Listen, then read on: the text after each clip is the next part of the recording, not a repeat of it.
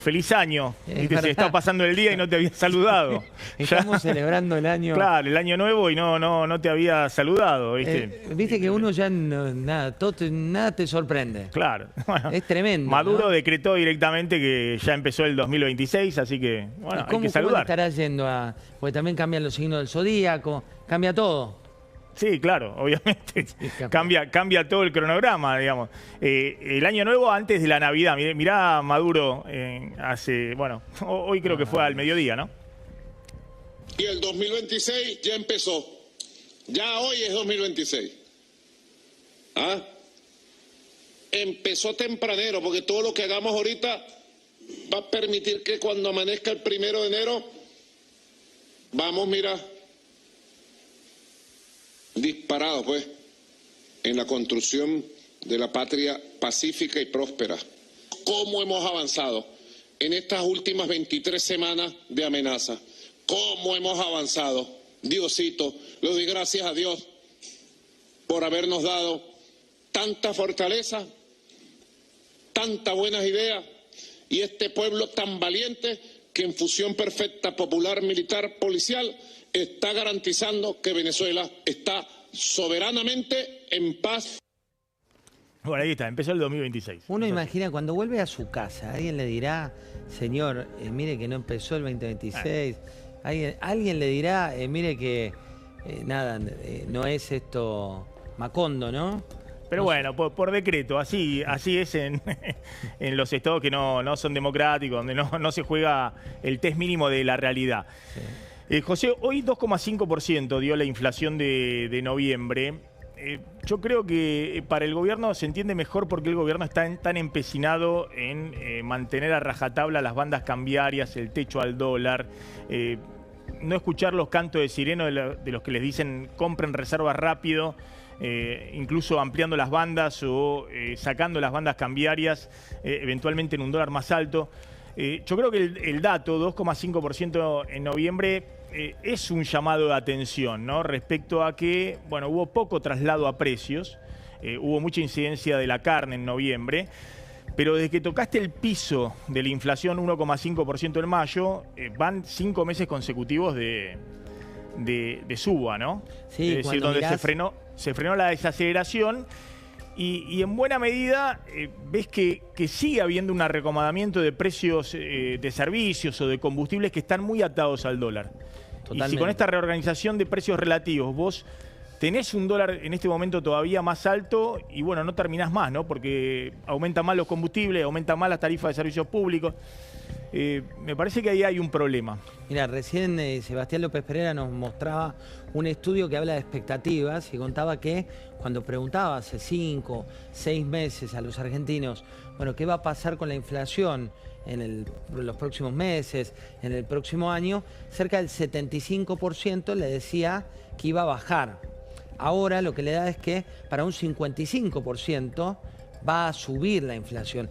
Esa batalla entre expectativa y realidad, porque las expectativas, y no te lo voy a decir a vos, Maxi, que sos economista, las expectativas pesan mucho, ¿no? Y cuando esto ocurre, también lo que está ahí como una delgada línea de puntos es, bueno, el poder adquisitivo, que todavía sigue siendo un tema que como se van reacomodando, la carne, lo decías vos, lo que pasó con el asado este mes que fue muy fuerte, lo que está pasando con el colectivo desde el comienzo, siempre hablando del sector de AMBA, que es donde se va reacomodando, la energía, digo, hay muchos valores que se subieron muy por encima y que están pegando también en el poder adquisitivo. Sí, y sobre todo, obviamente el gobierno puede decir, mirá, cerró el 2023, 211% de inflación. Cerró el 2024, 111% de inflación. Va a cerrar 2025, 30-31% de inflación. Es una gran noticia. Claro, obviamente cambiaste el régimen inflacionario. Sí. Hubo un cambio en el régimen inflacionario de la Argentina, volviste a la normalidad, previo a cuando se empezó a disparar la inflación, obviamente en el gobierno anterior o cuando se le disparó a Macri a otro régimen inflacionario, 50% anual. Estás en otro escenario. Pero, ojo, porque, muchos dicen, bueno, ahora hay que acumular reservas. Y verdaderamente está difícil la baja del riesgo país. Hoy fue un día, después de la colocación del bono en dólares, que los bonos y las acciones argentinas estuvieron muy flojitos, muy flojitos. No fue una buena noticia para el mercado lo que pasó con el bono en dólares. Por lo menos no se interpretó así. Y todos dicen, la cantinela, acumulan reservas. Claro, lo que pasa es que si acumulás reservas hoy, significa un dólar más alto y estás muy cerquita de la banda cambiaria. Entonces, y la inflación en estos niveles, por lo menos diciembre también es un mes donde siempre es más alta la inflación que en noviembre. Puede ser que este diciembre sea un poquito más baja, pero va a estar arriba del 2% en diciembre. Entonces, bueno, es un llamado a atención, ¿no? Y me parece que por eso el gobierno está tan firme en esto de que el régimen cambiario sigue como está, no se toca, no vamos a tener un dólar más alto. Porque está viendo que, bueno, ahora bajar la inflación de este rango entre 2 y 2,5 es difícil, ¿no? No es... No, y cuando mirás este mes respecto del año anterior, que esa comparación es válida para ver tendencias y demás, es la primera vez que un mes supera a igual mes del 2024, ¿no? Digo, ese dato que es un dato menor, pero no deja de ser un tema que hay algo que sabemos que le preocupa mucho al gobierno, que es que la ruta sea descendente, que se mantenga esa ruta descendente. Y también hay que decirlo, muchos economistas y muchos de los que manejan expectativas del mercado estimaban un número muy inferior al que se dio finalmente. Sí, y sobre todo lo que uno ve, insisto, con este tema de que hay precios regulados, bueno, combustible que ahora no está regulado, pero es uno de los precios llamados regulados, tarifas públicas, que están muy enganchadas a la evolución del dólar, ¿no? Combustible, el último mes aumentó 6%, muy por arriba de la inflación. Todos los precios regulados estuvieron arriba del 3,5%.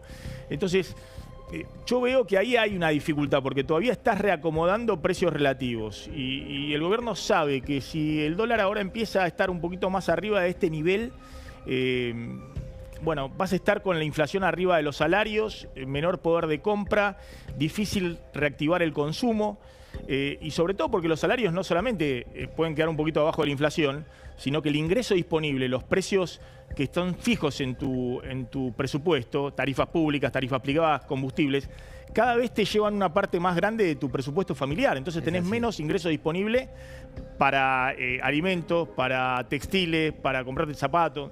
Entonces, bueno, y ahí hay que complementar también con lo que bien decís, ¿no? Por un lado, los textiles con tendencia a la baja en términos de... Textiles están... la inflación de textiles en lo que va del año, escuchá este dato, la inflación acumulada es 30% más o menos en lo que va del año, ¿no? La de textiles es la mitad, 15%. Exacto. Competencia importada total y la caída de producción de textiles respecto a un año atrás, el último dato del índice de producción industrial, 17% de caída. Mira, hay dos datos... Está derrumbada la industria textil. Dos datos adicionales. Por un lado, lo que hoy revelábamos respecto de la calle Avellaneda, que es como el icono donde, viste que siempre se hablaba de precios, vos decías, bueno, estaban los precios de las marcas, que son muy, muy altos, y la calle Avellaneda como la referencia de valores más accesibles.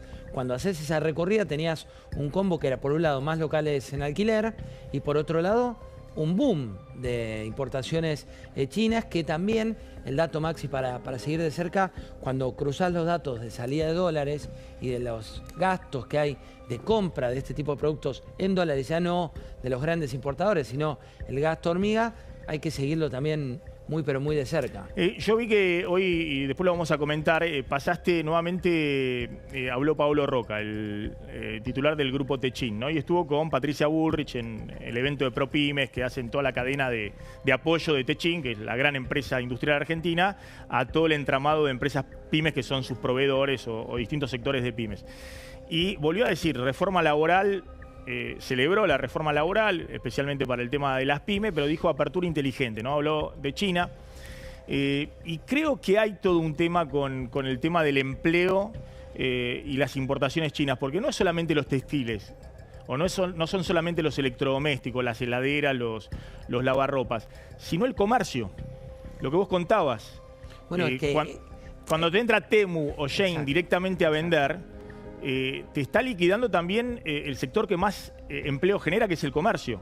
Y tenés la doble, ¿no? Es como por la doble, Nelson, porque por un lado, entre los industriales hoy hay un debate muy profundo. Por un lado está la visión que para mí es inteligente por parte del titular de la UIA, que es una nueva generación de dirigentes donde dice no va a ir contra la corriente respecto de lo que es el modelo de mirarse hacia adentro, de ver que tenés que ser más productivo, pero dicen, bueno, cuidado con hacerlo sin nivelar la cancha, porque si vos no tenés en materia impositiva igualdad de condiciones, si vos tenés una presión tributaria, lo que está ocurriendo es que hay como una salida hormiga en materia de empleo en el sector industrial y también en el sector de comercio, que es como una fase que continúa, ¿no? A esto que pasa con la industria por un lado y por otro lado, cómo y dónde vendés, que está la visión de algunos que es, bueno, cambió la forma en la que consumimos, hoy mucha gente compra por e-commerce, pero son dos cosas distintas.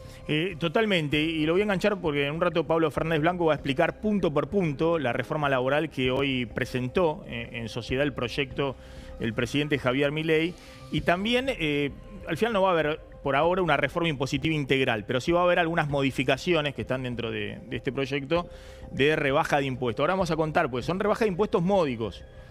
Algunos muy interesantes, como el tema alquileres, como el tema compra y venta de inmuebles, impuestos internos no solamente para autos, sino para celulares. Vamos a puntear todo, pero son módicos. En términos de lo que vos contás, de bueno, el empresario que quiere competir contra China, por ahora no hay nada. Olvídate, porque el Poder Ejecutivo te recorta Sí. De a poco, pero aunque sea hay una tendencia explícita a decir, bueno, vamos a recortar, después bajás a la provincia, después te metés en los municipios y cada municipio es un mundo. Claro, por supuesto, y cada provincia también es un mundo.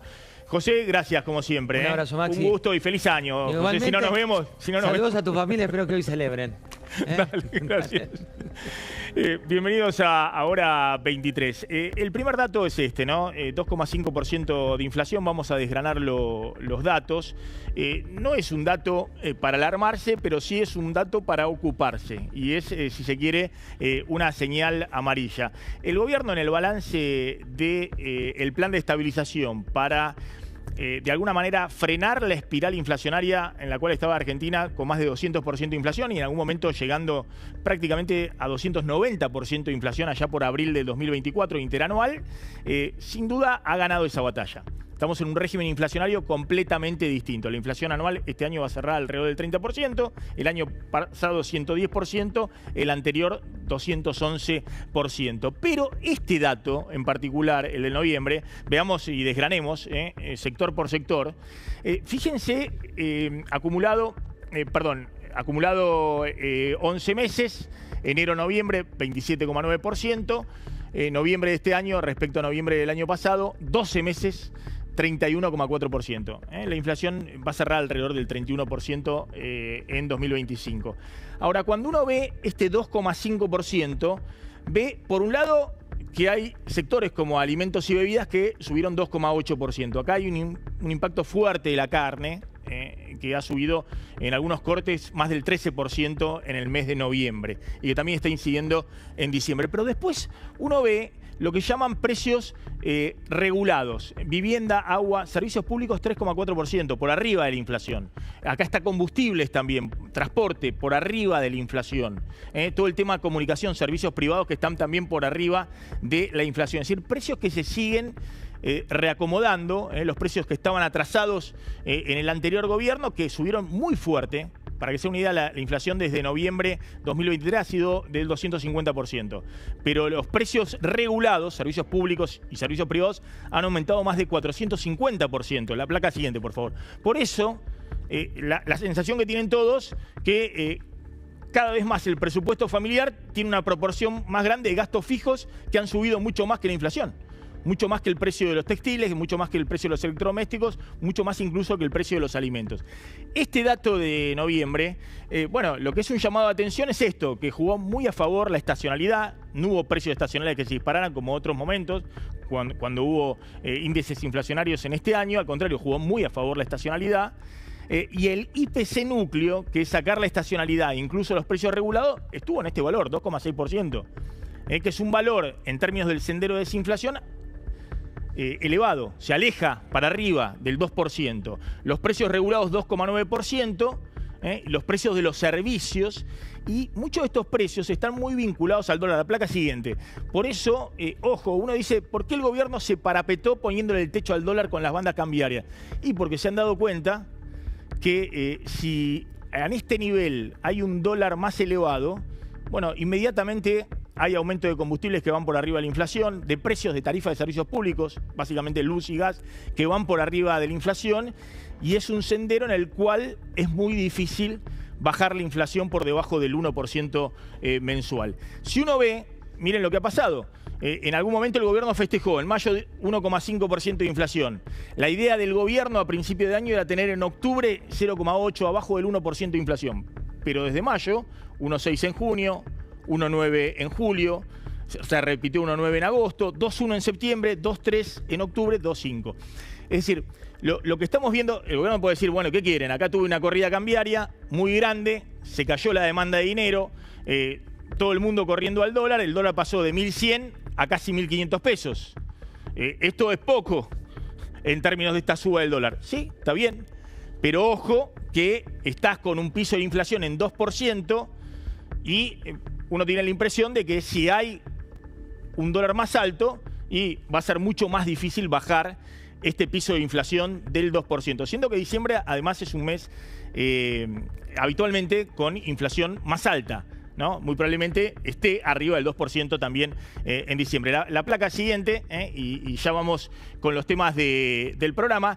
En la inflación interanual, el gobierno puede mostrar esto. Últimos 12 meses, en diciembre 2024, estaba en 117%.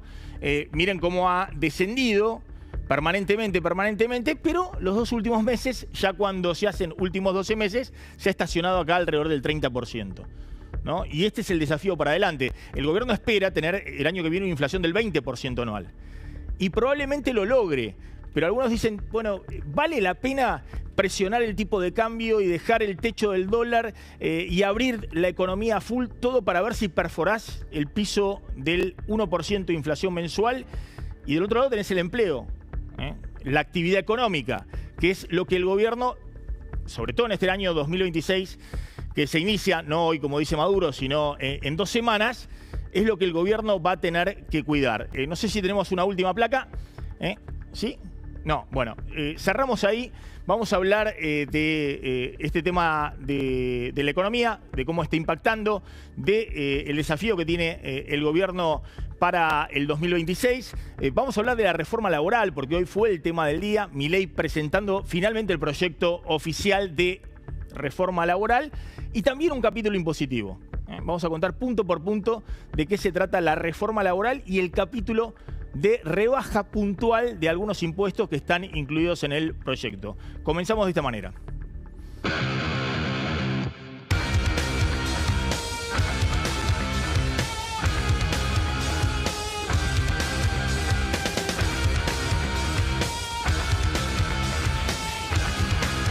Con las horas extras no va a pasar absolutamente nada que no pase hoy. Muchos de los puntos que así pretenden llevarse adelante son claramente inconstitucionales. Van en contra de los principios protectorios del derecho del trabajo. Van en contra de lo que nuestra Carta Magna manda. El próximo 18 de diciembre, a las 15 horas, a Plaza de Mayo, haremos una movilización contundente para expresar nuestro rechazo a este proyecto de reforma laboral.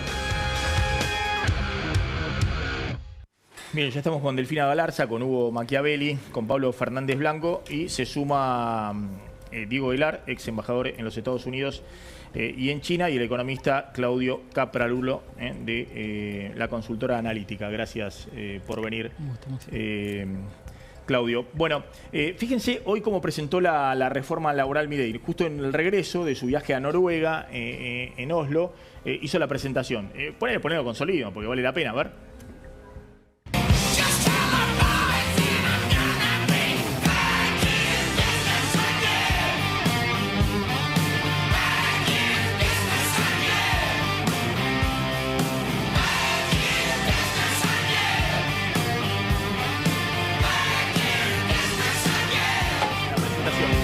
el Parque Metropolitano directamente? ¿O dónde? No lo sé, pero que es disruptivo, disruptivo. En una Claro. mesita ratona Porque creo que está, fíjate que está el presidente todavía con el mameluco de YPF. Claro, me parece... Apenas llegó de su viaje. Sí, por eso digo, apenas llegó, firmó. Apenas llegó, fue lo primero que hizo. Fíjate, está con el mameluco, digamos, ¿no? Sí. Con lo mismo que se presentó en Oslo, con ese mismo atuendo. Cuando bajó a Oslo, se presentó con ese mismo mameluco. Y está caluroso Buenos Aires, no está para andar con el mameluco bueno, de YPF. no tuvo tiempo de cambiarse. Claro, por eso esto fue pero además es un llegó, mensaje, llegó, es un mensaje para mí. Sí. Poner ¿Cuál es el esto así. mensaje? Y el mensaje es la disrupción de la manera de comunicar. En general, estamos acostumbrados a presidentes que lo hacen todo muy... Sí, apenas aterrizado, con ¿no? ornamento, Además, también. Que haya ido con el traje YPF a Oslo ya es disruptivo en términos de comunicación. No digo ni que esté bien, es una descripción, ¿eh? Bueno, vamos punto por punto. Sí, finalmente, a ver. Reforma laboral, sí. Bueno, lo vemos allí, se firmó, esto entró al Senado. Básicamente la sorpresa de hoy, o por lo menos la expectativa estaba en qué es lo que iba a pasar, en un punto bastante polémico, o por lo menos controversial, que para la CGT, que era el tema de la cuota sindical. Esto en una especie de guiño a la CGT, o por lo menos una concesión, el gobierno la dejó por fuera, ¿no? Esto fue un poco la novedad. Aún así, desde la Central Obrera hoy explicitaron su rechazo a todos los puntos de la reforma laboral. Sí, pero, perdón, Sí. la tunean también, ¿eh? Ojo, porque la cuota sindical la tunean, si me permiten. Vamos punto por punto, porque Sí. si no, no se entiende. Expliquemos la reforma laboral, después explicamos la reacción de la CGT y después explicamos si efectivamente hay o no acuerdo con algunos sectores sindicales, porque hoy lo vi muy moderado también al secretario de Trabajo, Julio Cordero, cuando le preguntaban respecto a los sindicatos, a la cuota sindical, al aporte solidario, lo vi con mucho cuidado, buscando no romper o no quemar las naves con el sindicalismo, ¿no? Bueno, Pablo, arranquemos entonces. todo lo que hay que saber de la reforma laboral. Vamos a ir punto por punto, vos me vas interrumpiendo naturalmente. Bien, bueno, arrancamos con el tema de las indemnizaciones, una cuestión polémica. Básicamente se reduce la base de cálculo porque ya no te meten todo adentro en el cálculo de indemnización, no te meten el mejor salario, el aguinaldo, los bonos y todo lo que el trabajador o su abogado podían llegar a conseguir, sino que se toma el salario promedio, por ejemplo, y otros premios quedan afuera. Esto va a ser discutido en la justicia, naturalmente. Si querés vamos a la segunda. Hoy Cordero dijo que en la ciudad de Buenos Aires había mucha jurisprudencia de que justamente no se contabilizaba, no se contabilizaban estos extra, que sí se contabilizaban en otras jurisdicciones. En fallos laborales en otras jurisdicciones. Ahí diste en la tecla, porque puede ser que la ley permita no contabilizarlo, pero después el trabajador va a la justicia y consigue en muchos casos un fallo favorable y eso termina generando un gran perjuicio para la pyme. Por eso te digo que esto va a ser discutido y va a ser una pérdida de, no sé, una pérdida de derechos, pero va a ser una pérdida de ingreso para el futuro despedido. Sí, esto es un cambio importante en la ley y hay bastante bronca en el sindicalismo con este tema. Vamos a la siguiente y después obviamente hagamos un capítulo también con respecto a la caja de los sindicatos. Acá está la idea de crear, bueno, vamos al banco de horas. Acá esto dota de mayor flexibilidad a todo el sistema laboral. Esto de común acuerdo entre el empleado y el empleador. En el caso de las negociaciones por empresas, se puede hacer un banco de horas. Dicho muy llanamente, y ni siquiera los que hicieron este texto saben cómo se va a aplicar. Esto sería, hoy trabajas un poco más, podés trabajar un poco menos en otro momento, podés tener un día libre, cosas así que se van a individualizar en los casos de negociaciones justamente por empresa. Ojo, porque acá se podría extender fácilmente la jornada de trabajo hasta las 12 horas y esto es un cambio con respecto a lo que estamos viviendo en la Argentina. No digo que ningún gremio lo haga, pero esto podría extenderlo. Esperamos un segundo, ahora seguimos. Está la senadora Carolina Lozada, que fue parte del Consejo de Mayo, tengo entendido. Exactamente. Es decir, que participó de las discusiones. Carolina, gracias por sumarte. Hola Maxi, ¿cómo estás? Bien, bueno, contame un poquito, ¿qué ves en el espíritu de este proyecto? Y si hay chances de que avance o no en el Congreso. Lo que veo en el espíritu de esta ley es que lo que se busca es que los empleados, que hoy tenemos casi la mitad de los empleados en negro, puedan estar en blanco, que las empresas puedan contratar más gente, que se baje la litigiosidad y que las reglas estén más claras. Porque hay muchas de las cuestiones que se plantean en la ley que hoy de hecho se dan y en realidad se estaría poniendo en papel una situación que hoy se da de hecho. ¿no? Como el tema del banco de horas a veces se da en algunas empresas, y hay otros temas también que muchas veces se dan en las empresas, que no está escrito en una ley, y me parece que esto le da previsibilidad. Además, el tema de las indemnizaciones da previsibilidad al trabajador, porque ese fondo que se crea es un seguro que va a tener ese trabajador de que el día de mañana, si lo echan o si la empresa cierra, no se va a quedar sin nada. Hoy, por ejemplo, en Santa Fe hay una empresa de peaje que cerró, y hay una empresa que atiende lo que es una ruta nacional, y dejó a 800 trabajadores en la calle, ¿no? Esos 800 trabajadores hoy no saben ni cuándo van a cobrar la indemnización, ni en qué manera, ni nada. Bueno, vos con este fondo que se va a crear, lo que vas a tener garantizado es que si te tienen que indemnizar, la plata va a estar. Hay ya diálogos con el Congreso, esto entra por el Senado, pero ¿ustedes creen que esto puede tener media sanción antes de fin de año, como en algún momento sugirieron desde la Casa Rosada? Mirá, la verdad, sé que la voluntad del oficialismo es que se trate lo antes posible y que sea rápido. Ojalá que sí, pero realmente no es una ley sencilla, ni es una ley. Una cosa es lo que venimos trabajándola desde el Consejo de Mayo, y otra cosa son los senadores que hoy se encuentran con toda esta ley. Hay que analizarlo muy bien, son temas importantes, sensibles, y me parece que nada se va a aprobar o negar a libro cerrado. Esto se va a estudiar, se va a analizar artículo por artículo, y calculo que la mayoría de ellos, por lo menos, se va a aprobar. Yo tengo mucha fe en que esta ley se apruebe.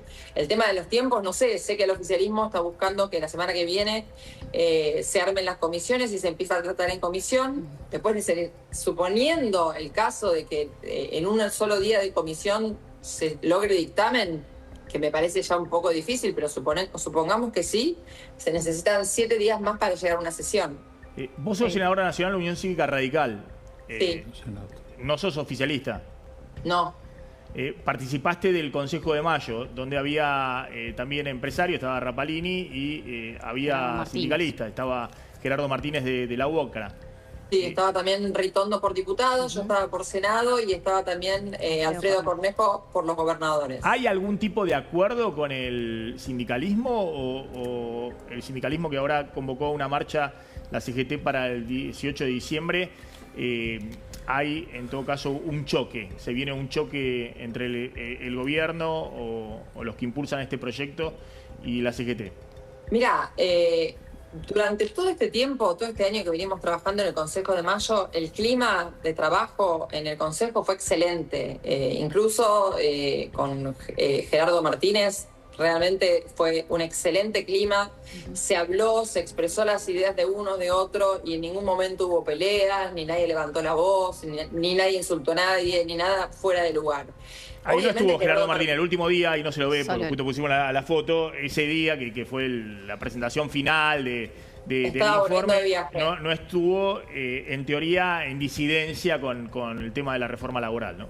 Bueno, nosotros lo que nos dijo es que estaba volviendo de viaje. Bueno. Después, si hubo otra versión, no lo sé, es probable, pero...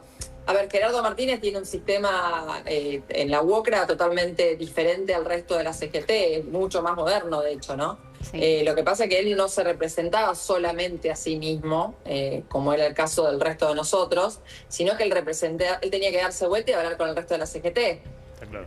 Ahora, entonces no es tan sencillo. Lo que él dice, corregime Carolina si me equivoco, es que bueno, ustedes en el Consejo de Mayo todos hicieron aportes, ¿no? En relación a finalmente, digamos, la versión final de la reforma laboral. Lo que dice es que no se tomaron ninguno de los aportes de, bueno, justamente del sector sindical. Vos como integrante, ¿esto es así? ¿Vos ves en la versión final del gobierno que no se tomó en cuenta, digamos, los pedidos o, digamos, los comentarios del sector sindical, más allá de que sacaron la cuota solidaria? Mirá, nosotros éramos como si fuera un órgano consultivo, ¿no? Así es el Consejo de Mayo, y era totalmente no vinculante.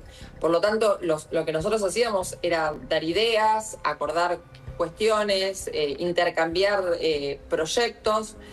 Después el gobierno arma su propio proyecto, en donde muchas de mis ideas fueron tomadas, otras no. las ideas de todos fueron estudiadas y algunas se tomaron y otras no. La realidad es que no conozco el total de las ideas que presentó la CGT como para saber cuáles fueron incorporadas y cuáles no. Sí. Pero bueno, la visión en general de la CGT es distinta, yo creo, a la de Gerardo Martínez, pero bueno. Claro, bien. Ahora, perdón, una última y tiene que ver con que esto va a ingresar inicialmente por el Senado. Sí. Hubo algunos diputados, en realidad el diputado Paulón, que intimó al gobierno de que esto tenía que ingresar por diputados porque hay un capítulo justamente en materia impositiva y que esto debería ser el ingreso por diputados. ¿Vos coincidís con esto? Mira, si se fuera a crear un nuevo impuesto, tendría razón el diputado. Yo, en el caso de esta ley laboral, no solo no se crea ningún impuesto, sino que se bajan impuestos. Y hay muchísimas antecedentes respecto de leyes que han bajado impuestos o que han tenido algún tipo de modificación en donde no se crea un nuevo impuesto, que sí han entrado por el Senado, así que yo no veo ningún impedimento. Por otro lado, también escuché a la CGT decir que era inconstitucional esta ley, y es un punto que me gustaría aclarar, porque yo lo vengo consultando. Una de las personas que a mí me asesora es Félix Lonigro, y me dijo que no encuentra ningún punto de inconstitucionalidad, y que en el momento de que presentaron el DNU 70, lo que la Corte consideró inconstitucional era el hecho de que entre por DNU y no, o sea, que no pasara por el Congreso como una ley. Carolina, gracias, muy amable, como siempre. Gracias, chicos, un beso grande. Gracias. Bueno, la CGT anunció una movilización próximo 18 de diciembre a Plaza de Mayo, así lo anunciaba Jorge Sola, el titular de la CGT. Y ya lo sumo a, obviamente, Diego Velar y Claudio Capraluno para hablar de este y de otros temas, ¿no? Va a haber una movilización, es el próximo jueves. Sí, que puede llegar a coincidir además cuando se debata en el Congreso digamos, ¿no? Es ese día. Sí, todavía no entiendo que no está del todo confirmado, pero muy probablemente coincida cuando se discuta ya en Senado, cuando empiece a discutirse en el Senado la reforma laboral. Exacto. Oponemos terminantemente a cada uno de los puntos que establece este proyecto de reforma laboral. Vamos a tener una estrategia con un plan de acción. Vamos a llevar nuestro reclamo y nuestra postura a cada legislador, a cada legisladora. Le vamos a explicar el por qué no puede salir esta ley, el por qué hay tantos derechos que están vulnerados. Muchos de los puntos que allí pretenden llevarse adelante son claramente inconstitucionales. Van en contra de los principios protectorios del derecho del trabajo, van en contra de lo que nuestra Carta Magna manda. El próximo 18 de diciembre, a las 15 horas, a Plaza de Mayo, haremos una movilización contundente para expresar nuestro rechazo a este proyecto de reforma laboral. Se viene un diciembre complicado, ¿no? Ahí está, Jorge Sola. Ahí hay que ver, ¿no? Jorge Sola es la voz cantante del tridente que conduce la CGT, es el hombre de seguros, el que tiene más roce mediático. Hay que ver si hay algún acuerdo, ¿no?, con algunos sectores, sobre todo con el tema cuota sindical y cuota solidaria, ¿no? Que el gobierno ha sido muy cuidadoso en ese tema. ¿Qué estás viendo, Claudio, con esta reforma laboral? Mira, desde el punto de vista macroeconómico, más allá de lo que pase con la reforma laboral, hoy tenés un problema de demanda de empleo porque la producción sigue por debajo de los niveles, por ejemplo, que tenías en 2023. Ahí la senadora Lozada mencionaba lo que pasa con el sector de la construcción, ¿no? El sector de la construcción, a nivel de empleo hoy registrado, porque es un sector que también tiene una tasa de no registro muy alta, está un 18% por debajo, con una producción un 14% por debajo. Entonces, en un régimen que es el de la construcción para la contratación, que es mucho más flexible que el resto de la economía, de todas formas no levanta. Tenés 100.000 empleos menos de lo que tenías en 2023. Exactamente, y no levanta. ¿Y no levanta por qué? Porque no hay demanda. Entonces, más allá de que se facilite la incorporación de nuevos trabajadores, si las empresas nos vislumbran hacia adelante un panorama donde va a aumentar la demanda de su producción, difícilmente estén incentivados a incorporar trabajadores. Diego, ¿querés sumarte con este tema? Sí, yo creo que lo que deberíamos evitar es la disputa ideológica por encima de los contenidos concretos. Sí. Lo hemos visto hace muy poco tiempo con el acuerdo comercial con Estados Unidos. Los que quieren a los Estados Unidos aplauden como histórico el acuerdo. Y los que están contra los Estados Unidos dicen está todo mal, entregamos, hacemos una apertura. No conocemos el texto. Acá conocemos el texto y evidentemente después de 60 o 70 años de no revisar o no modernizar la legislación laboral, hay contenido polémico, como Sí. recién decías. Algunos de los que lo redactaron no saben cómo se va a aplicar. Es decir, que esto requiere indudablemente un debate serio, pero ¿desde dónde partimos? ¿Hay una voluntad reformista o una voluntad retardataria? Yo creo que ya choca, y esto es el grave problema de la Argentina, la voluntad retardataria y la voluntad reformista. Creo que deberíamos tener el espíritu del Acuerdo de Mayo. Para vos la que convocatoria está. Sí, yo lo que veo de la reforma, más allá del tema indemnizaciones, más allá del tema horas extra, que apunta a una cuestión más estructural, en el corto plazo veo incentivos impositivos para pasar de subcontrataciones, por ejemplo, de monotributista a planta permanente, para ponerlo de alguna manera, a relación de dependencia. Claro. Es decir, el que haga eso, al empleador que haga eso, se le bajan 5 puntos de aporte patronales. Está en la Eso es muy reforma. importante. Está en la reforma. Bueno, vamos a ver si funciona o no. Es un poco lo que dice Capralulo. Tenías en los 90 un régimen súper flexible. Y no funcionó. Y el desempleo se fue a 25% porque la economía estuvo 4 años en recesión. Entonces, la clave es el nivel de actividad. Nadie va a contratar. Claro. O el sector de la construcción está a 100.000 empleos menos con el sector más flexible que tenés en la economía. La contraprestación, la contrapuesto es el sector petrolero o el sector minero, donde también tenés regímenes especiales, pero bueno, contratan poco porque en relación al resto de la economía, pero es el único sector vaca muerta, petrolero, que ha crecido su número de puestos de trabajo, ¿no? De manera muy importante. 6.000 puestos de trabajo en el último año. Para el sector es importante, para la economía argentina no. Fíjense lo que decía Julio Cordero, el secretario de Trabajo. A ver, veamos el tono. Yo lo veo en un tono muy medido cuando le preguntan con el tema de los sindicatos, Sí, ¿no? Y la necesidad de que existan los sindicatos. Hasta elogioso. Claro, y exactamente que los sindicatos tienen que tener su financiamiento porque es importante que exista la representación gremial. Miren.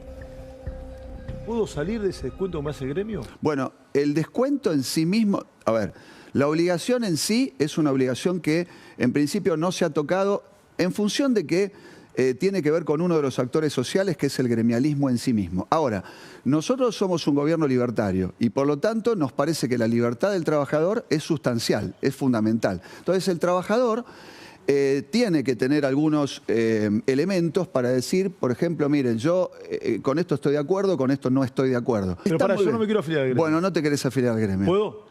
Podés no afiliarte, perfectamente. Sí, sí. ¿Puedo no afiliarme? Sí, podés no afiliarle. Lo que pasa es que ¿Y no vos... pago nada? No, a ver, este es el tema.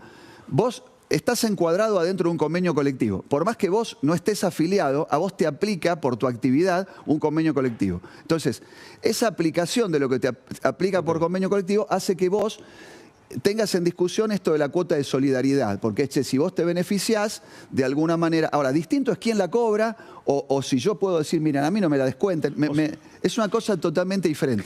Se mantiene todo pero como no hasta ahora. termina La de explicar, diferencia, Cordero. la diferencia es que las empresas no van a ser agentes de retención directo, ¿no? Eso es lo que dice No, el no, gobierno. en Vamos a el ver caso si- de la cuota solidaria también el... Queda igual, como está, queda digamos, igual. básicamente. Sí, o pero sea, lo que dice... Uno puede renunciar a la No. cuota solidaria. Pero lo que dice es que Porque dice que el convenio te ayuda y te mejora. Y Pero por lo dice- tanto estás obligado. Es una imposición, es Pero solidaria eso por dice obligación que los legal. gremios se van a tener que encargar de recaudarla a través de billeteras virtuales, lo que Bueno, fuera. entonces no es lo mismo. con la- Pero Esto claro, es claro, que esto pare es la- clave, que- porque el gobierno te quiere decir que no pasa nada Sí. cuando pasa algo. Claro, que ponga Porque la el gorra, discurso no, Cordero- digamos, no que sea Cordero, obligatorio. que es muy inteligente y está muy bien lo que dice, está tratando de que el proyecto salga. Entonces dice, no pasa nada. Hoy ¿qué difundió el gobierno por la mañana? No se toca la caja Claro, sindical. eso sí. Mentira. Hay cambios, se tunea la caja sindical. ¿Se hace todo lo que quiere Sturzenegger? No, claro que no. Pero algo se tunea. Por ejemplo, en el caso del aporte al sindicato, deja de ser agente de retención la empresa. Tiene que haber voluntad del afiliado, que la va a tener porque por algo está afiliado al sindicato. Claro, Ahora, en el caso del aporte solidario, vas a tener que ir a buscar al tipo para ver para el trabajador, para ver si quiere aportar o no. Son 2 millones de Ojo, afiliados a sindicatos hoy. Perdón, y aparte este proyecto tiene que pasar por el Congreso y va a tener cambios.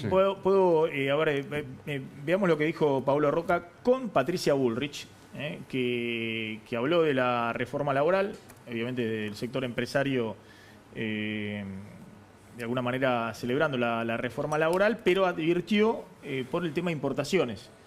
Y en particular por las importaciones chinas. A ver. el tercer factor de presión ha sido la importación, la presión que viene de la importación, en particular de China, frente a la necesidad de reposicionar el comercio. China está invadiendo los mercados donde tiene acceso, pero en el caso del acero, en nuestra cadena, el exceso de capacidad de China, que deriva también de una reducción de su consumo para la edilicia y todo.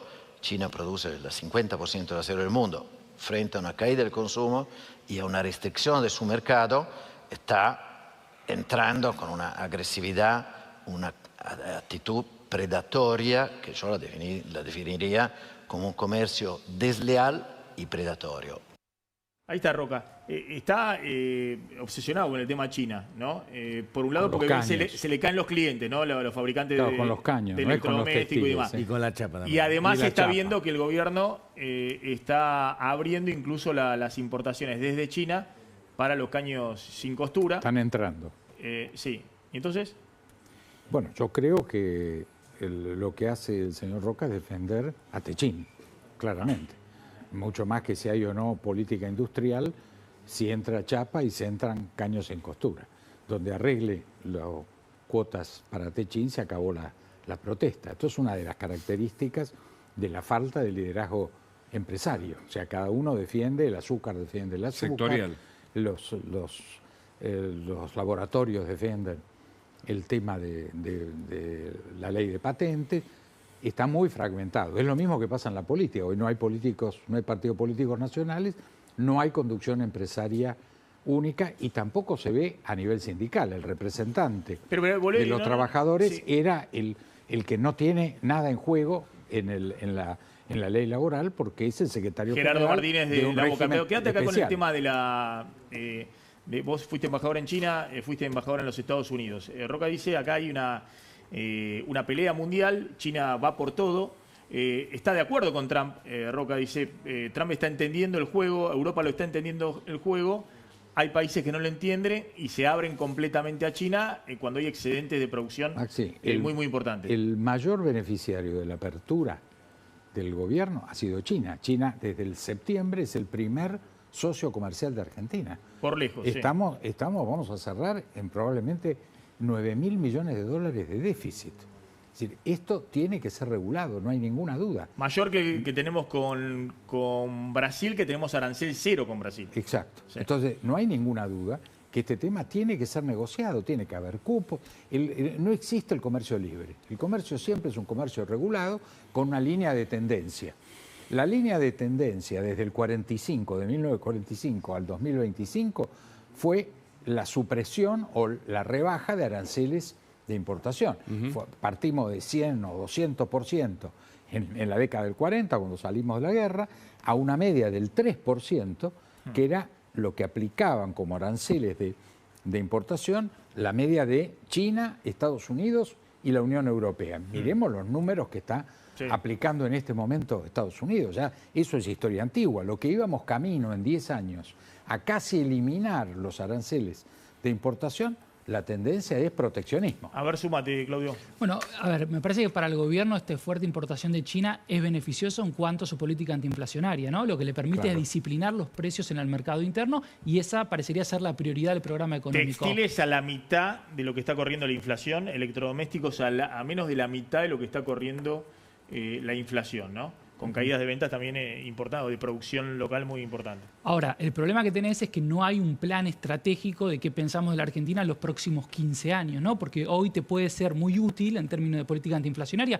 y también de consumo, porque es cierto que mucho de lo que entra muchas veces es mejor que lo que estábamos fabricando en la Argentina para los consumidores, pero vos vas perdiendo capacidades productivas, vas dejando de tener producción en sectores estratégicos y vas en contramano, como decía el ex embajador, de lo que está pasando en el resto del mundo, donde la política industrial es de las principales discusiones que hay en la Unión Europea y en los Estados Unidos y también en Brasil, ¿no? Un socio muy importante para nosotros. Otro fragmento de Roca con Patricia Bullrich, ¿no? Sí, interesante. Ahí estuvo Patricia Bullrich ya en su rol de senadora. Se necesita acero, en muchos de los puntos se necesita producto sofisticado en toda la cadena. Entonces tenemos esta como una ventaja, una oportunidad competitiva grande. Ahora, mi posición personal es que para un país es fundamental promover y defender la cadena de valor, especialmente en los segmentos donde hay grande potencialidad de desarrollo sobre ventaja competitiva o necesidades, como el tema de infraestructura.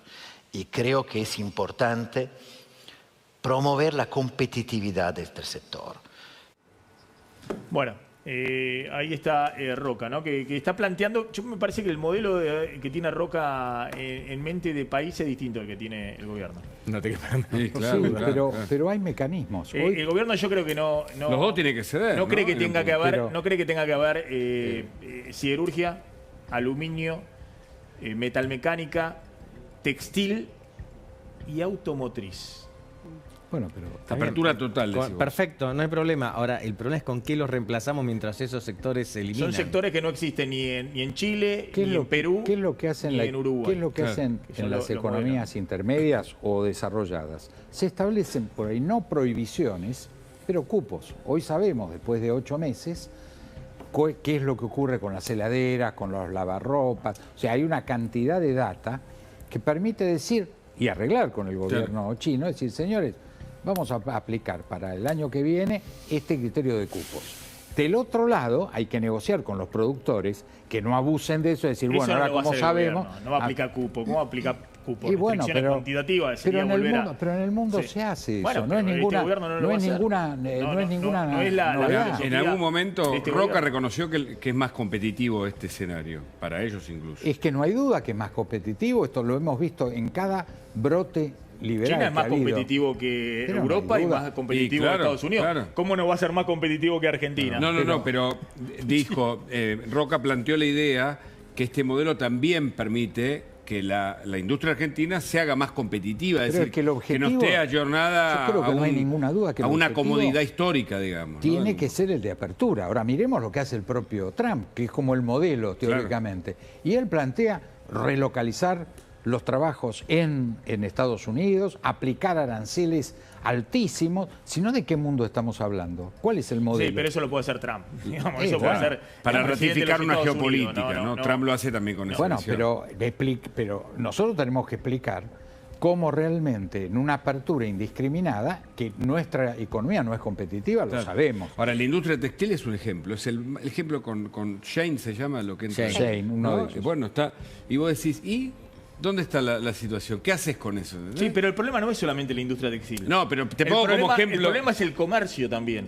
Esto es lo que contamos. Hay un millón de trabajadores afiliados. Por eso. Estoy diciendo en blanco. En los locales. En el sector comercio. Claro. Si vos, que es un poco lo que dice Mercado Libre.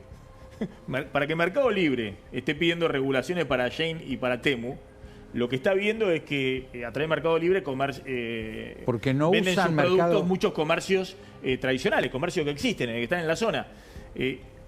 Está viendo que hay un problemita en el tema comercio, que hay una caída del empleo muy grande, no solamente en la industria textil, que han caído 14.000 empleos, no solamente en calzado, en marroquinería, no es una vieja en las industrias tradicionales, sino en el comercio. Lo de Alfonso de Gracia, con el sketch diciéndole, ¿te acordás? La discusión es antigua y va a seguir en el futuro para siempre. No es un debate que uno puede decir lo corto porque desapareció el tema. Acá hay una queja bastante honesta, me parece, del sector industrial, con muchas no coincido, pero con esta sí.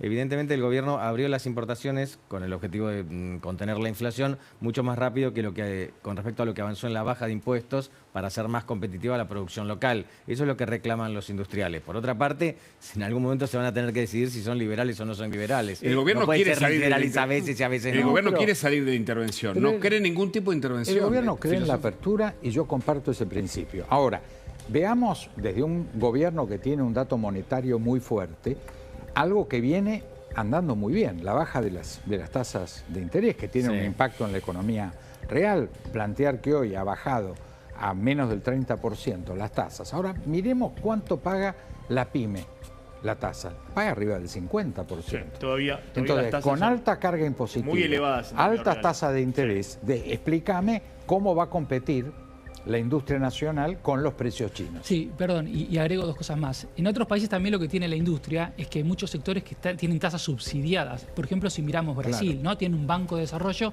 que nosotros no tenemos. Después el gobierno tampoco quiere invertir en infraestructura. Para competir, vos tenés que tener y empezar a bajar los costos de logística que en la Argentina son muy altos.